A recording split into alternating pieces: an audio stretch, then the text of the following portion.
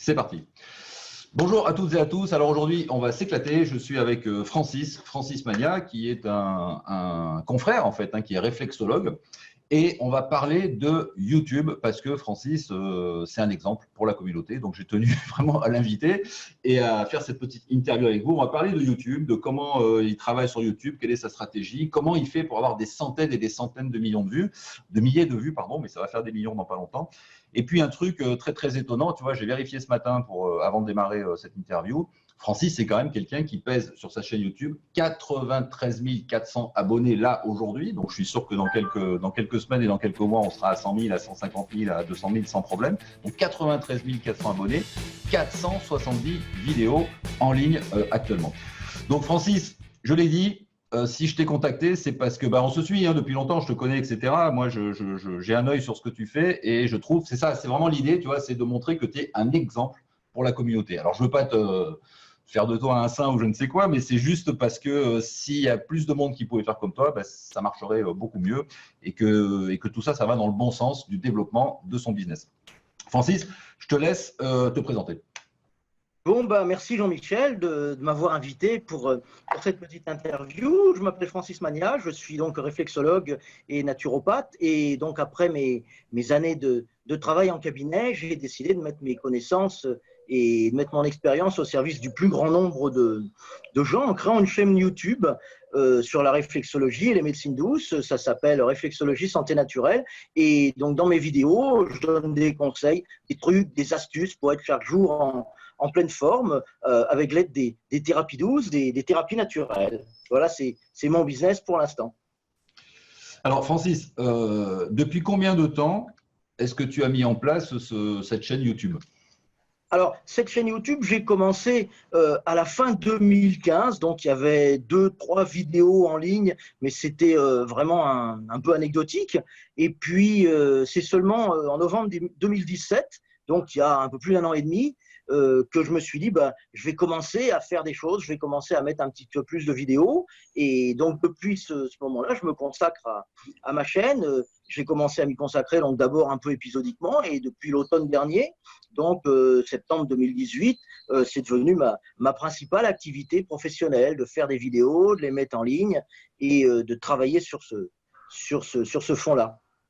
Alors, ça me vient une idée que j'ai pas prévue en question, mais est-ce que tu as travaillé, est-ce que tu as eu des problèmes en fait au départ pour lancer cette chaîne, des problèmes, je dirais, tu sais, parfois on a des problèmes de visibilité, on n'a pas envie, on n'aime pas trop se voir en vidéo. Tu vois, est-ce que tu as eu des soucis de ce type-là avec ta voix, avec le son, avec la visibilité? Oui, évidemment. Quand on regarde les vidéos que j'ai fait au début et les vidéos que je fais maintenant, je suis beaucoup moins à l'aise. J'étais beaucoup moins à l'aise. Ça marchait beaucoup moins. Il y avait des problèmes de son, il y avait des problèmes d'image. Trouver du son, trouver des musiques de fond d'accompagnement, c'était compliqué. Donc maintenant, comme tu l'as indiqué dans différents ateliers, je travaille avec des musiques qui sont libres de droit sur YouTube. Donc c'est quelque chose qui fonctionne bien mieux. Mais au début, c'était… Et puis j'étais vraiment raide, j'étais pas à l'aise. Comme on dit dans l'expression française, j'avais vraiment un balai dans le… bon, d'accord, je dirais pas le mot, mais c'était ça. Donc, et maintenant, je suis devenu beaucoup plus à l'aise en vidéo et je pense que c'est le cas de beaucoup de gens. Tu as fait justement un atelier il y a quelques mois sur comment se lancer sur YouTube, comment faire une chaîne YouTube et tu disais que il fallait s'entraîner et il fallait le faire sans arrêt et là on acquiert une façon de s'exprimer qui est bien meilleure, qui est plus facile, qui est plus fluide et ça se voit parce qu'avant je faisais uniquement des vidéos que j'uploadais. Maintenant, je me lance beaucoup plus dans le live. Donc, travailler en direct et parler en direct à des gens pendant un quart d'heure, une demi-heure, trois quarts d'heure, une heure, même si on a un petit peu ces petites notes un petit peu partout, ça nécessite une fluidité. Bon, après, c'est du live, on se répète, on reprend des choses, on bafouille un peu, mais ça nécessite une fluidité qu'on n'a pas au départ, c'est certain. Ouais, tu as apporté en fait le fait de s'entraîner et surtout c'est vrai que le live c'est important, ça apporte beaucoup plus de naturel quoi. C'est-à-dire que on a toujours l'impression, enfin moi je me souviens de mes premières vidéos EFT, tu vois, où j'étais vraiment, tu vois, comme ça rigide et tout, j'avais mon truc en face, je lisais, etc. Et je trouvais ça bien. Tu vois, je me suis dit bon bah c'est pas mal, mais effectivement quand je regarde ça aujourd'hui, je me dis bon bah ouais c'est un peu coincé. Et après avec l'expérience et le fait d'en faire de plus en plus. Et notamment, effectivement, en passant par les lives, ben, on acquiert une fluidité naturelle et puis on accepte un petit peu les moments où on va chercher ces mots, bafouiller. Bon, c'est pas grave, quoi. L'essentiel, c'est le message qu'on va donner. Je reviens sur le matériel, tu as parlé de caméra, tout ça. Donc, ça, c'est un point vraiment important. Tu sais, il y a beaucoup de gens qui se demandent quel type de matériel il faut. Bon, moi, j'en ai parlé assez souvent. Je pense pas qu'il faille beaucoup de choses, mais qu'est-ce que tu utilises, toi, vraiment au quotidien, du coup? Alors, j'utilise des choses qui sont très simples et qui sont vraiment à la portée de tout le monde. J'ai une petite caméra, on le voit, voilà. J'ai une petite caméra HD avec un petit écran qui se retourne comme ça, donc ça permet de faire le retour vidéo. Donc, tu as une caméra. Alors, la caméra, bon, on s'en fout de la marque machin. Qu'est-ce que ça coûte, gros? C'est un investissement de combien? Alors, ça coûte, celle-là coûte à peu près 200 euros, mais il y en a autour de 100 euros qui sont très bien. Quelque chose qui est très bien sur la caméra, c'est un petit pied tout mou est ici. Alors ça, c'est vachement bien parce que c'est mou, on peut lui donner la forme qu'on veut et donc on peut le positionner, on peut même l'accrocher sur des poteaux électriques, sur une branche d'arbre quand je tourne en forêt ou des choses comme ça. Donc ça, c'est très pratique. Donc ça, c'est la caméra. Sinon, il y a le micro-cravate. Le micro-cravate que l'on met ici et que l'on branche voilà, avec le petit jack. Alors, dans les 20 euros, hein, dans les 20 euros. 30 euros, 20-30 euros, donc c'est pas très cher. Et ce micro-cravate, je le relie avec un petit dictaphone qui vaut à peu près le même prix 40-50 euros. Ça, c'est un Sony, c'est un peu plus cher, mais on en a des très bien à 30-40 euros. Donc, tu enregistres le son en fait à part, quoi. Hein. Voilà, je peux. Et au niveau logiciel de montage, je travaille avec du gratuit qui s'appelle Windows Movie Maker, que tout le monde peut avoir. Il suffit de le télécharger, qui est très très bien. Ok, donc du coup, finalement, un investissement grosso modo de quoi? De 300 euros, un logiciel gratuit pour faire des petits montages. Alors, tu fais pas des montages très sophistiqués, mais bon, ça suffit. Tu fais tes montages pour. Oui, 300 euros, c'est même beaucoup. Avec 200, on s'en sort. 150, 200 okay. Au départ. Alors, il y a beaucoup de youtubeurs qui travaillent avec leur téléphone. Moi, je ne suis pas du tout à l'aise avec ça. Je ne sais pas trop m'en servir. Mon téléphone est préhistorique, il a 6 ans. Donc, il n'a même pas de caméra. Donc, je peux même pas faire de. Ce qui se passe aujourd'hui, c'est que effectivement, au départ, on avait tous plus ou moins des caméras HD, voire des réflexes. Moi, j'ai beaucoup travaillé avec un appareil photo réflexe. Et puis maintenant, on se rend compte qu'effectivement, avec un téléphone, là, ça, c'est un Samsung S9, tu vois, donc c'est pas le dernier, mais c'est l'avant-dernier. Bon, c'est vrai que ça vaut, quand tu l'achètes, ça vaut 800, 1000 euros, quoi. Mais tu as une qualité de caméra qui est exceptionnelle. Donc c'est vrai que bon, les gens qui ont un smartphone n'ont pas besoin d'acheter de caméra. Tu vois, celui qui a un vieux téléphone ou qui n'est pas trop à l'aise avec son smartphone, bon ben voilà, il achète une caméra de ce type en HD. Sans entrer trop dans le détail parce que je veux pas ennuyer les gens, mais tu filmes en résolution, c'est du 720 ou du 1080, tu fais quoi? En général, en 720. 720 plus. En 720, même parfois, même quand je filme, c'est en 720. Quand je upload, même parfois, c'est en 480. En fait, Francis, qu'est-ce qui t'a décidé à te lancer comme ça, à faire des vidéos? Alors, au départ, je ne voulais pas en faire une activité professionnelle. C'est assez anecdotique parce que j'ai fait des vidéos qui devaient être diffusées sur des petites tablettes dans la salle d'attente de mon cabinet. Puis après, je me suis dit que faire régulièrement des vidéos, ça pouvait être une activité un peu complémentaire de celle du cabinet. Et enfin, à l'automne dernier, ben, j'ai envie de partager tout ce que je savais, l'expérience, etc. Parce qu'en cabinet, on peut aider seulement quelques personnes. Et donc, moi, j'avais envie d'en aider beaucoup plus. Alors, je l'ai dit tout à l'heure, tu as 470 vidéos, donc tu en uploads quasiment, enfin, je sais pas, je vois souvent une journée, 2 journées, quasiment une par jour, ou peut-être un petit peu moins, mais bon, en tout cas, tu en uploads beaucoup. Est-ce que tu as, bon, je sais que tu regardes tes stats, etc. C'est quoi les 3 vidéos les plus performantes, finalement? C'est quoi les sujets et tu as atteint quel chiffre avec ceux-là? Alors, les 3 vidéos les plus performantes, en fait, ce sont des vidéos qui s'adressent, et ça, je reprendrai peut-être un petit peu, qui s'adressent au plus grand nombre de gens possible. et pas du tout, ce ne sont pas des vidéos de niche. Ce sont des vidéos qui s'adressent à plein de monde, qui peuvent concerner plein de monde et qui répondent à un besoin que rencontre une majorité de gens. Alors, dans l'ordre croissant, la première vidéo, donc en fait la troisième, dans l'ordre croissant, c'est une vidéo qui a très bien marché, qui a fait maintenant 120, 130 000 vues depuis 15 jours, 3 semaines. C'est un live où je montre en direct un truc pour voir sans lunettes avec 2 doigts. Donc je prends 2 doigts et je montre en disant avec ces 2 doigts, bah, vous pouvez voir sans lunettes. Et les gens me disent c'est formidable, ça marche. J'ai eu des centaines de commentaires de gens qui disent que ça marche parce que c'est à la fois très visuel et c'est à la fois bluffant. Donc ça, c'est la première vidéo. Ensuite, à peu près ex aequo, ce sont des vidéos qui sont un peu sur la beauté, l'esthétique. Donc, il y a une vidéo à peu près, elles ont fait à peu près 200 000 vues chacune. C'est pour un pourcentage important de femmes.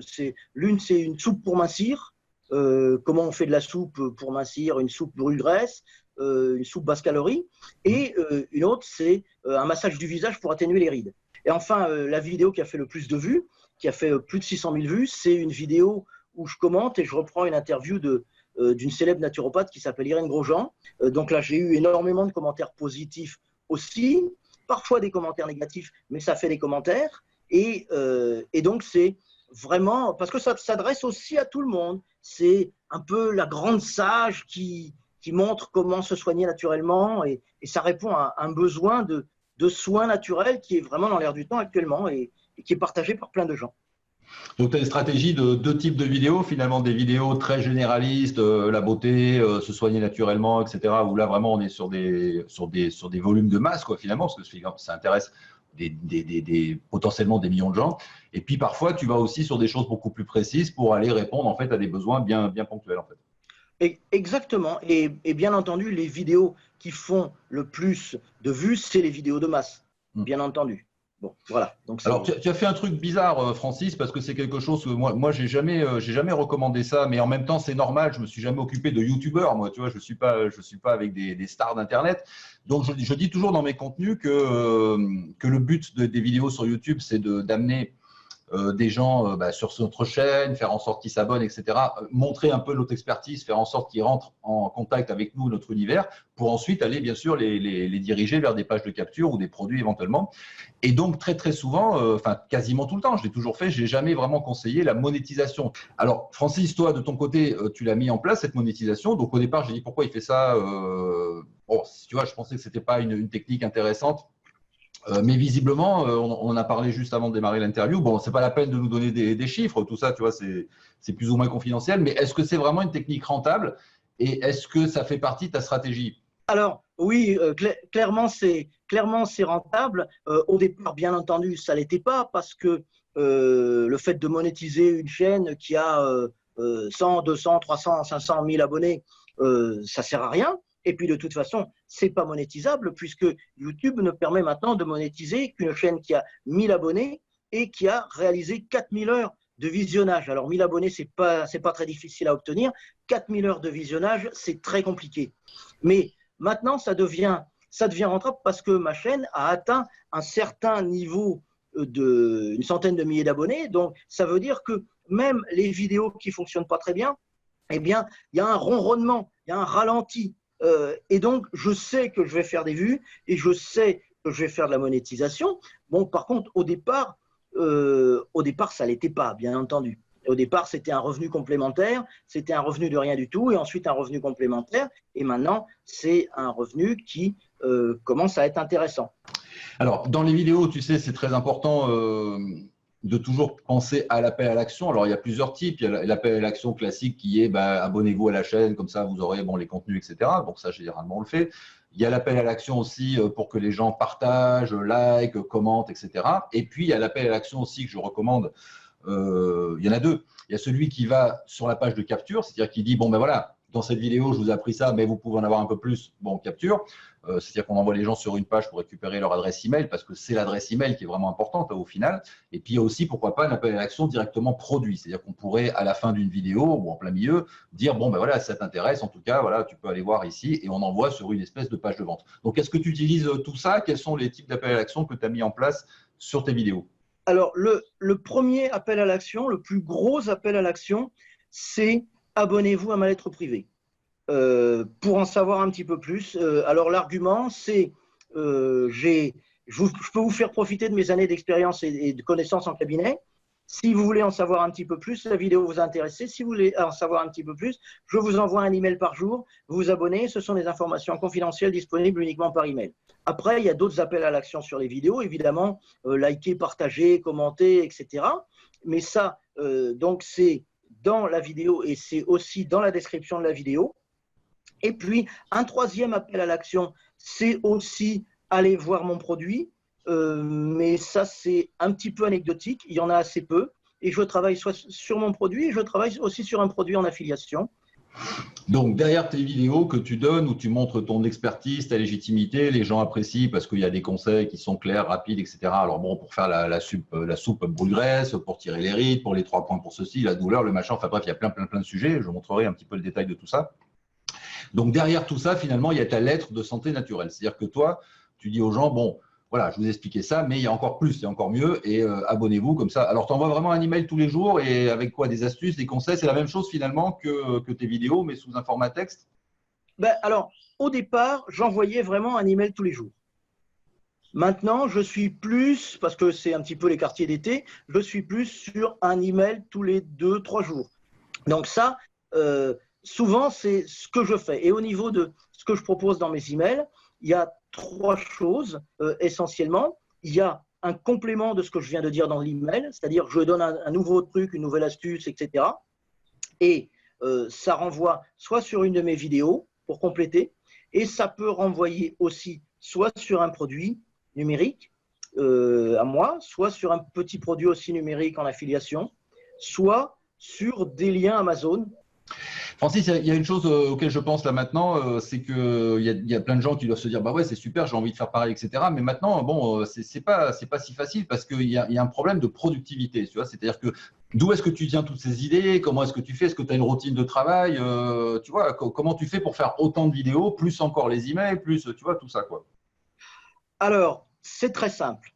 C'est très simple, je réutilise ce que j'ai fait. Je pars du principe que le travail que j'ai fait, eh bien, quand tu prépares un live, il y a du temps, il faut du temps pour le préparer. Quand tu prépares un atelier, il faut du temps pour le préparer, ça met des heures. Quand tu prépares une vidéo, il faut du temps pour la préparer. Donc, je réutilise au maximum mon contenu. C'est-à-dire, par exemple, au niveau des emails, quand je vois que sur ma liste, j'ai maintenant à peu près 4500 personnes sur ma liste. Un email qui a été envoyé il y a 3 mois où j'avais 500 personnes sur ma liste qui a été vu par 100 personnes. Si je l'envoie le même à ces 4500 personnes, personne ne l'a vu. Alors Francis, je pense que ton exemple va être suivi par quelques personnes. Alors je ne pense pas que ça s'adresse à tout le monde, tu vois. Il faut vraiment être créatif.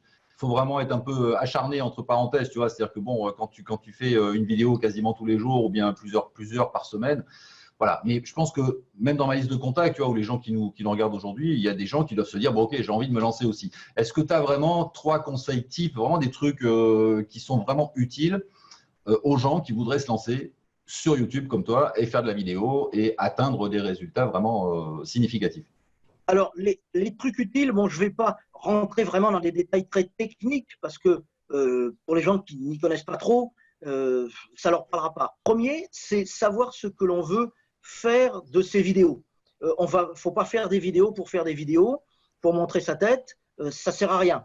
Il faut avoir une véritable stratégie, c'est-à-dire que YouTube doit s'intégrer dans je dirais une stratégie marketing. Donc, il faut travailler là-dessus. Il faut savoir ce que l'on veut faire de ces vidéos YouTube. Est-ce qu'on veut les monétiser? Est-ce qu'on veut récolter des emails? Est-ce qu'on veut faire les deux? Il faut savoir ce qu'on veut en faire, une idée précise de ce qu'on veut en faire et aussi de ce qu'on veut en faire à long terme. Et c'est aussi ce que tu préconises dans tes ateliers, dans ton coaching marketing. Il faut avoir une vue globale des choses qui vont s'intégrer, qui sont boîtées comme des poupées russes les unes dans les autres. La deuxième chose, c'est que, à mon avis, il faut publier énormément de vidéos. Moi, j'ai 470, 480 vidéos et en 1 an et demi. Donc, ça fait à peu près une vidéo par jour. Ensuite, la troisième chose, faut rien laisser au hasard. Il faut que vos vidéos soient évidemment parfaitement préparées, qu'elles concernent des sujets qui intéressent un maximum de gens, qui intéressent votre public. La miniature, le titre, le début de la vidéo, parce que c'est comme un livre en fait. Il y a le titre, la miniature c'est la couverture et le début de la description c'est la page 4 de couve. Il faut que rien ne soit improvisé en fait. Voilà. Alors Francis, un point aussi important, quand on est comme toi assez actif sur YouTube, on est visible, donc on a plein d'abonnés, il y a plein de gens qui regardent nos vidéos, on acquiert donc une certaine visibilité et donc inévitablement on acquiert aussi des fois des critiques ou des commentaires un peu pas très sympas, etc. Alors comment tu gères ça? Est-ce que tu as eu le problème et comment est-ce que tu gères ça? Alors, est-ce que j'ai eu le problème? Le problème, oui, il se rencontre assez rarement, mais je l'ai eu. Je l'ai eu sur mes vidéos et je gère ça d'une manière très simple. J'efface le commentaire et je zappe. Là, ce que je fais, je ne m'occupe pas des toxiques. D'ailleurs, il me semble, j'ai bien potassé mon guépet illustré, il me semble qu'il y a un atelier là-dessus en disant, ou des mails là-dessus en disant les toxiques, vous vous en occupez pas. Eh bien, je m'en occupe pas. J'admets que les gens critiquent, qui disent qu'ils ne sont pas d'accord, mais si c'est constructif, mais les gens qui ne sont pas d'accord et qui restent vraiment dans leur truc, c'est zapper tout de suite. Et puis je suis content parce que même les gens qui m'ont mis des mauvaises critiques et que j'ai zappé, eh bien, pour mettre ces mauvaises critiques, ils ont dû regarder mes vidéos et donc ils m'ont donné de l'argent. Ouais, ce que je voulais dire, c'est que il faut être fort par rapport à ça et que quoi qu'on fasse, de toute façon, il y aura toujours quelqu'un pour dire bah non, c'est pas bien, ça marche pas, c'est de la merde, enfin bon, tout ce que tu veux, quelle que soit l'activité, quel que soit le discours qu'on tienne, et que il faut pas que ça affecte en fait notre confiance, tu vois, la confiance qu'on a en soi et le fait la productivité ou que ça nous mette le doute. Et ça, c'est quelque chose qui arrive assez souvent, tu vois. J'ai parfois des clientes notamment qui bon, on se lance dans quelque chose, tac, elles se font critiquer, du coup, ça sape complètement le moral, tu vois, et elles se posent des questions, alors qu'en fait, bon, il faut tenir son cap et ne pas tenir compte de ce qu'on raconte à droite à gauche, quoi.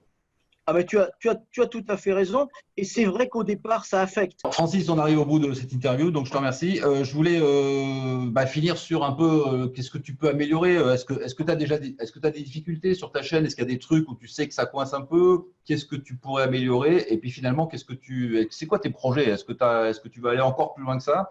Notamment, je pense à l'international. Alors, sur ce que je peux améliorer, je pense qu'il y a deux choses qu'il faut que j'améliore. La première chose au niveau de ma chaîne YouTube, c'est essayer d'améliorer les métriques, c'est-à-dire les analyses au niveau des vidéos, les miniatures, les titres, les descriptions, essayer d'améliorer encore un petit peu ça. Par exemple, le mois dernier, mes miniatures, elles ont été montrées à 17 millions de gens. Elles ont été montrées 17 millions de fois, mais elles ont été cliquées à 3%. Donc, ça signifie que si j'avais, par exemple, au lieu de 3%, 4%, 5% ou 6%, ce n'est pas grand-chose. 1%, ou gratter 1% ou 2% de plus, eh ben, ça fait tout de suite 50% de revenus en plus.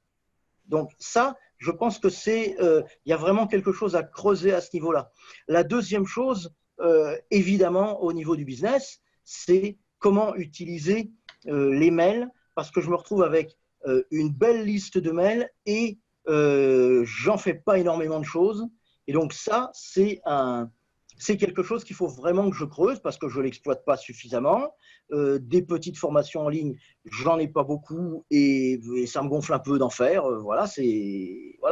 Mais je sais que c'est ça qu'il faut faire. Puis au niveau des projets, j'ai un grand projet déjà qui est que j'ai une deuxième chaîne qui est en cours de monétisation, qui s'appelle Remède naturel oublié. C'est un peu le pendant de réflexologie santé naturelle. Et puis, comme tu le disais, peut-être à l'international, aussi bien le Maghreb que l'Afrique, puisque c'est vraiment là où ça va se jouer ici et en Asie. Et on a la chance, nous, en tant que francophones, d'avoir ces pays-là qui ont des forts taux de développement, énormément de jeunes. Et donc, je pense qu'il y a vraiment quelque chose à faire à ce niveau-là, à faire sur ces pays-là. Donc, pour résumer, tu travailles. Alors, il y a une deuxième chaîne qui est déjà en service, qui est un petit peu plus spécifique, qui vient compléter la première. Et puis, finalement, ce que tu pourrais. Alors, c'est vrai que j'ai regardé tes vignettes. Ce sont des vignettes, bon, voilà, elles sont simples, quoi. Alors, en même temps, je me suis dit, elles sont simples, elles sont efficaces. Certainement que oui, c'est sûr que une petite amélioration au niveau de la vignette, de la miniature qui est visible, amène évidemment un taux de clic plus important. Et dans ton cas, ça a des répercussions qui sont phénoménales, quoi, parce que comme tu l'as dit, 1% de clics en plus, ça fait des dizaines et des dizaines de milliers de vues. Et donc, ça joue. Bon, de toute façon, tu es sur une pente très ascendante, ça va être, tu sais, ta progression, tu l'as constaté et je pense qu'on va le constater de plus en plus, elle est exponentielle. C'est-à-dire qu'on est passé de quelques milliers à, boum, à dizaines et maintenant ça va être une centaine. Et je suis sûr que si on se revoit dans 6 mois ou dans un an, on va parler de centaines de milliers d'abonnés. Tu vois, tu as raison. Tu as raison, la progression, elle est exponentielle et plus on a d'abonnés, plus on a de vues, plus on a de vues, plus on a d'abonnés. Donc Francis, je te remercie encore une fois d'avoir joué le jeu, de nous avoir donné un peu toutes ces pépites. J'espère que ça pourra aider plein de gens. Et puis je te dis à bientôt. Bye bye. Merci Jean-Michel, à bientôt.